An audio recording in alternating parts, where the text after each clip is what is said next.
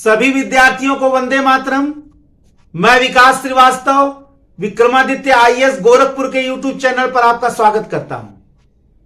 प्यारे विद्यार्थियों, आईएएस के लेक्चर के तहत आज हम लोग पॉलिटी पढ़ेंगे और पॉलिटी में एक विशेष टॉपिक को आज मैंने लिया है, निवारक निरोध यानी प्रिवेंटिव डिटेंशन। अब ये निवारक निरोध क्या है, इसके पीछे उद्देश्य क्या है, इसके लिए संविधान में क्या क्या प्रावधान है, और सबसे बड़ी बात यह है कि क्या निवारक निरोध सामान्य निरोध से अलग है। क्या निवारक निरोध भारत में ही एक दुनिया का जो सबसे बड़ा लोकतंत्र है, क्या भारत में ही यह विद्यमान है, अन्य देशों में यह नहीं है।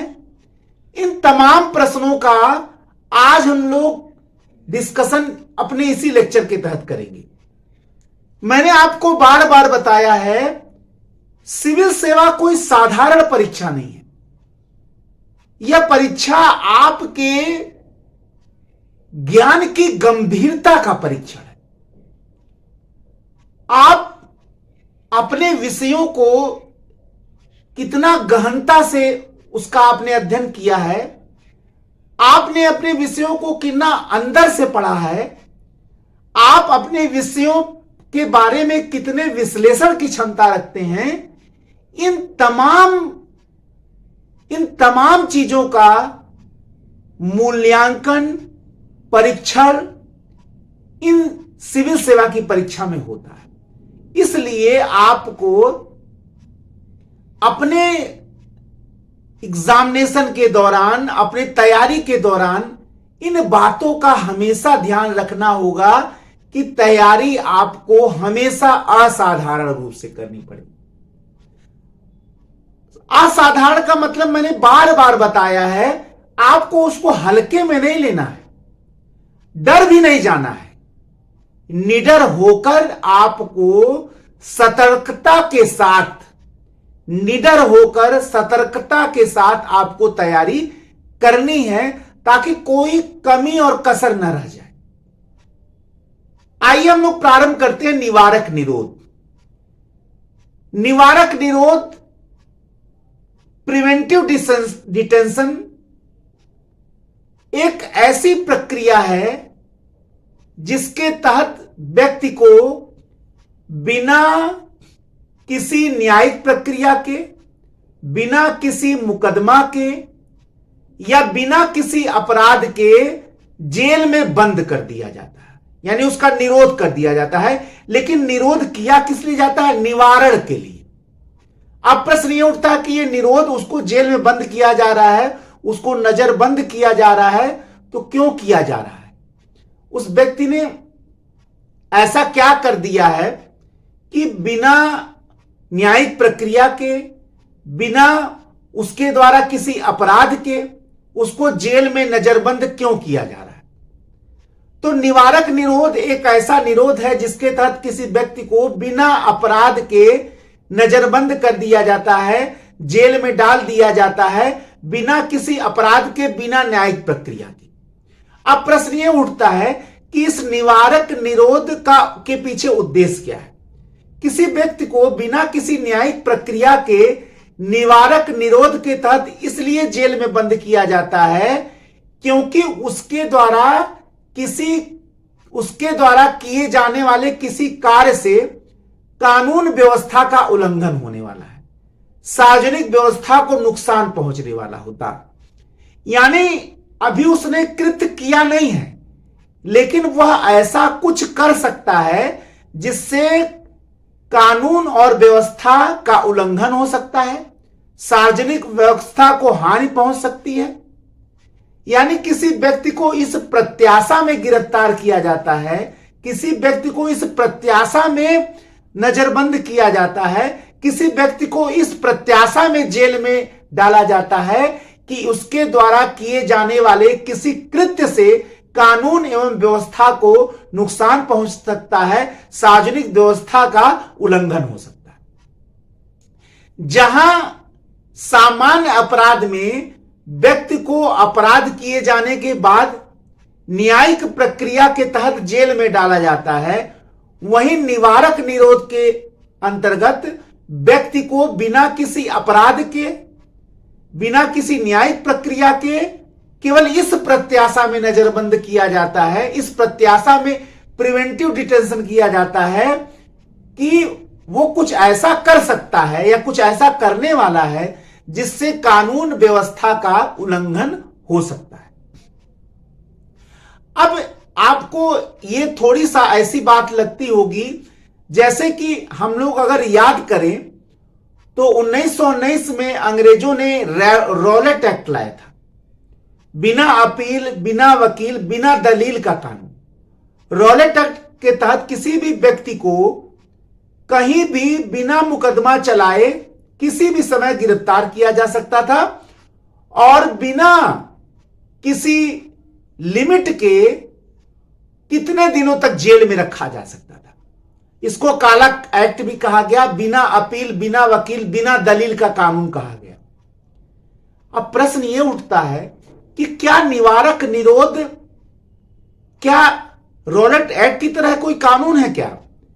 एक बात आपको यहां जानने की जरूरत है, वो ये है कि दुनिया में शायद कोई लोकतंत्र, इतना बड़ा लोकतंत्र भारत जैसा, अपने वहां इस प्रकार के कानून को नहीं रखे हुए।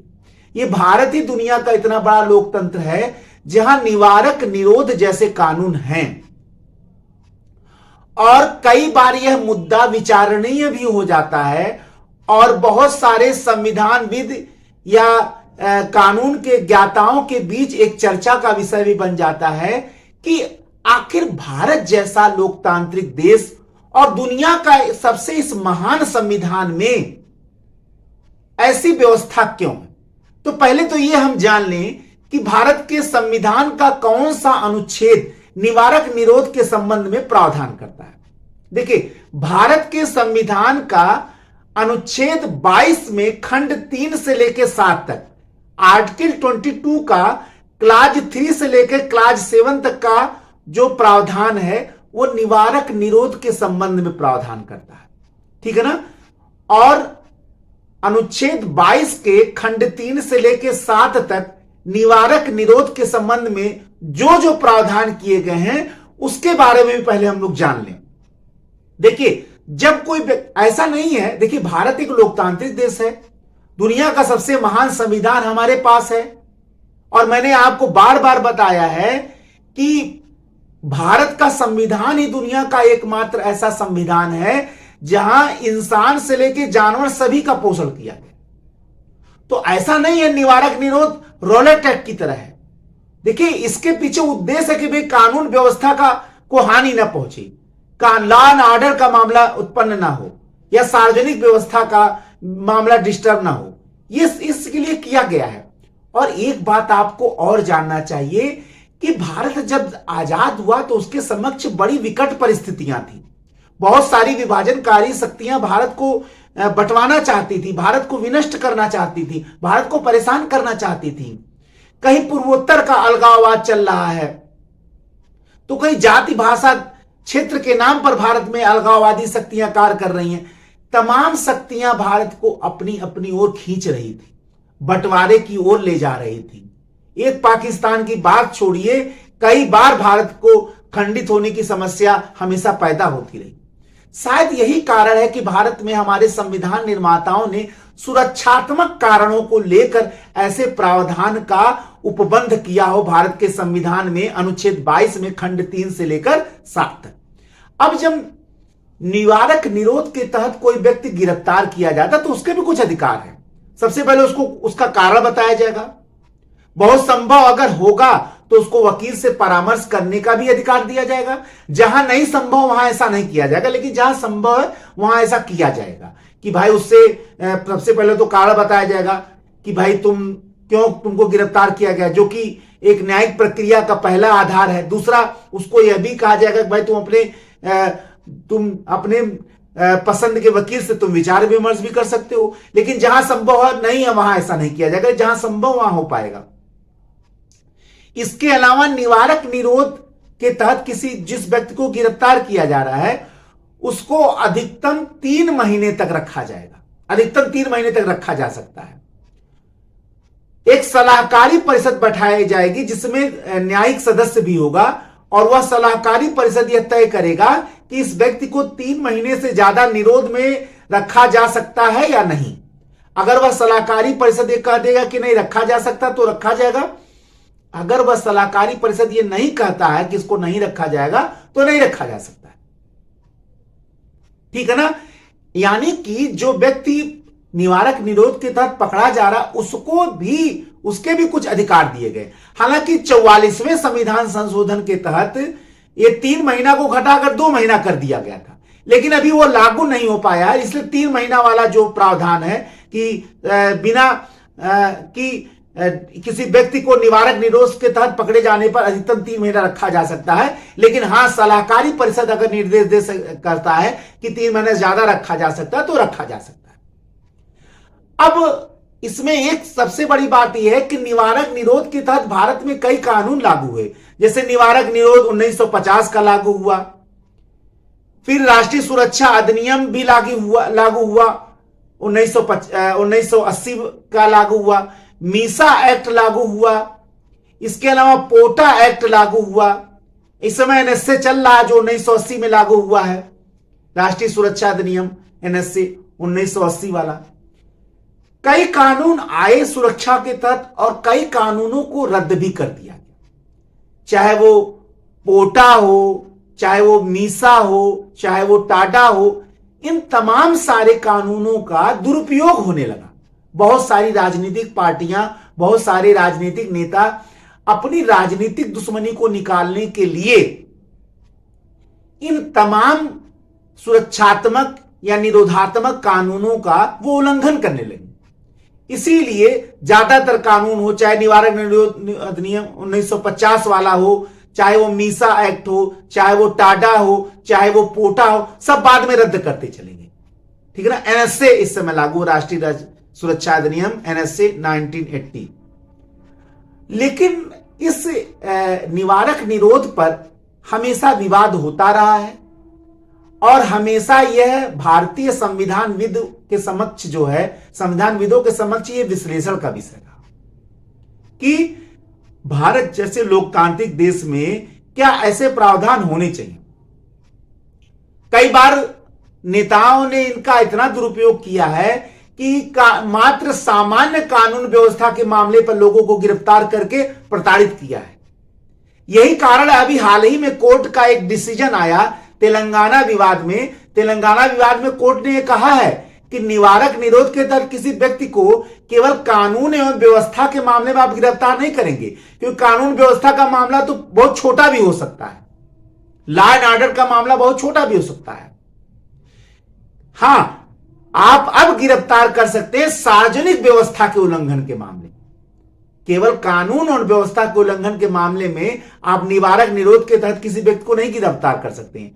हां, मामला यदि सार्वजनिक व्यवस्था का हो, क्योंकि सार्वजनिक व्यवस्था एक बड़े समुदाय को, बड़े क्षेत्र को प्रभावित करता है, तो यदि सार्वजनिक व्यवस्था का मामला हो, यानी किसी व्यक्ति के कृत्य से केवल कानून व्यवस्था को उल्लंघन ना हो रहा हो, बल्कि किसी व्यक्ति के संभावित कृत्य से सार्वजनिक व्यवस्था को नुकसान पहुंचने वाला हो या सार्वजनिक व्यवस्था का उल्लंघन होने वाला हो, तब जाके आप उस व्यक्ति को गिरफ्तार कर सकते हैं। यानी कोर्ट ने अब यह तय कर दिया कि मामला बड़ा होना चाहिए। केवल राजनीतिक दुश्मनी निकालने के लिए आप केवल कानून व्यवस्था का हवाला देकर किसी व्यक्ति को निवारक निरोध के तहत अब गिरफ्तार नहीं कर सकते। तो आज हम लोगों ने निवारक निरोध को पूरा विधिवत पढ़ा। अपने इस लेक्चर के तहत मैंने आपको निवारक निरोध के संबंध में जितने भी प्रावधान हैं, जितने भी टॉपिक हो सकते हैं, वो सब मैंने आपको बता दिया। सिविल सेवा की परीक्षा में हमेशा आप याद रखिए कि आपको कम शब्दों में ज्यादा कहना है, यानी आपको गागर में सागर भरना है। और गागर में सागर भरने की प्रक्रिया सिविल सेवा के परीक्षा में हर विद्यार्थी को जरूर से आना चाहिए। याद हमेशा ये रखिए कि सिविल सेवा की परीक्षा को पार करने का सबसे पहले कला यह है कि आपको कम शब्दों में ज्यादा कहने की क्षमता जरूर होनी चाहिए। अगर आप कम शब्दों में ज्यादा कहने की क्षमता नहीं रख पा रहे हैं तो सिविल सेवा की परीक्षा में बहुत कठिनाई होगी, क्योंकि कम को ज्यादा करना, ज्यादा को कम करना, यह एक कला सिविल सेवा के परीक्षा के अभ्यर्थियों को निश्चित आना चाहिए। याद हमेशा रखिए कि सिविल सेवा की परीक्षा में कोई कठिनाई तब तक है जब तक आपके पास इरादे नहीं है। जिसके पास इरादा है उसके पास कोई बहाना नहीं, वो कोई बहाना नहीं बनाएगा कि मेरे पास ये नहीं है, मेरे पास वो नहीं है, मेरे पास ऐसा नहीं है, मेरे पास वैसा नहीं है, मेरी परिस्थितियां ऐसी है, मेरी परिस्थितियां वैसी हैं। ये कोई बहाना नहीं बनाएगा। उसके समक्ष तो अपना केवल इरादा होगा, अपना केवल लक्ष्य होगा, अपना केवल उद्देश्य होगा, और यदि वह इरादा करेगा तो कोई बहाना नहीं। जिसके पास बहाने हैं उसके पास इरादे नहीं, और जिसके पास सिविल सेवा की परीक्षा में इरादे हैं उसके पास बहाने की कोई भी गुंजाइश नहीं। और जिसके पास इरादे हैं वही लक्ष्य की प्राप्ति है। इसलिए सिविल सेवा परीक्षा में हमेशा याद रखिए कि हमेशा इरादों को मजबूत रखिए, और जब आप अपने इरादों को मजबूत रखेंगे तो निश्चित सफल हो जाएंगे। ठीक है, एक नए लेक्चर के साथ, आज मैंने निवारक निरोध आपको बताया, अब एक नए लेक्चर के साथ मैं आपके समक्ष पुनः उपस्थित होऊंगा। तब तक के लिए जय हिंद, जय भारत, वंदे मातरम, धन्यवाद।